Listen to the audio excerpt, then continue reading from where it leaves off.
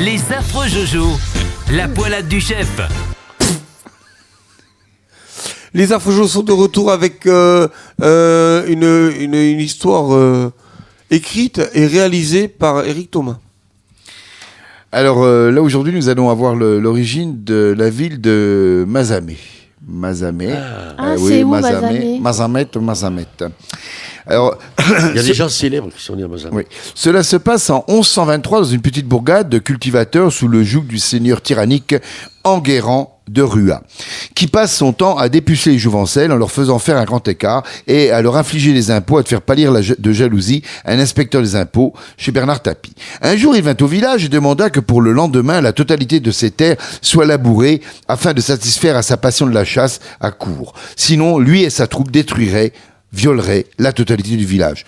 C'est pas gagné, hein, le nom de Mazamet, là, quand même. Attends, c'est pas gagné, là. Là, hein, vous posez des questions, hein. Non. Et à noter quand même que ce seigneur, qui était un tyran, avait une particularité, il adorait se mettre sur son trône et il lançait des cacahuètes en l'air qu'il récupérait à chaque fois dans sa bouche. Et un jour, elle est tombée dans l'oreille. Mais heureusement, un de ces damoiseaux est arrivé, lui a dit, je te mets les doigts dans le trou, tu souffles et poum, l'oreille est bon.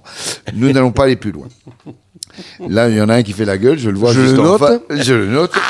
L'angoisse était à son comble, quand soudain le jeune Gaëtan Zamet sortit des rangs et, regardant le seigneur droit dans les yeux, en savoir la couleur de sa culotte, il lui dit « Si nous ne réussissons pas à faire ce que vous voulez de nous, je vous demande d'être fair-play, d'accepter, si nous réussissons, à nous rendre libres en nous abolissant du servage. » Enguerrand de Rua se mit à rire tout en expulsant une cacahuète de son oreille et sachant que cela était impossible, il accepta le compromis et signa même une charte d'allégeance et il partit en disant à demain pour la Lali.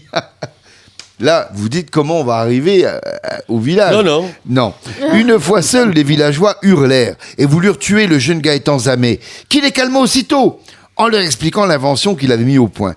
Cela consistait à placer un mât sur le socle des charrues avec une grande voile. Ainsi, sans effort, le vent se mit à pousser de façon véloce les charrues de labour et ainsi, en moins d'une nuit, la totalité des terres furent labourées. Et le lendemain, le seigneur rendit libre, comme promis, ses serfs.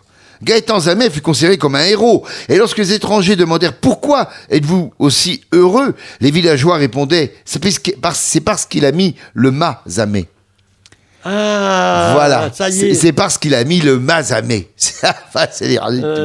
Et ensuite, de cette journée mémorable, la bourgade prit le nom de Mazamet. Oui. Et c'est pourtant vrai. Voilà.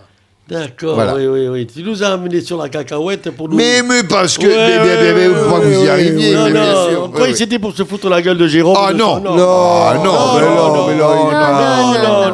Il n'est pas comme ça. Non. Mais en fait, ceci dit, l'histoire de Jérôme, je pense que tu pourrais la faire sur un CD complet. Uniquement une histoire. J'aurais passé. Tu pourrais. Regarde. Les affreux Jojo. Essayez l'humour à plusieurs.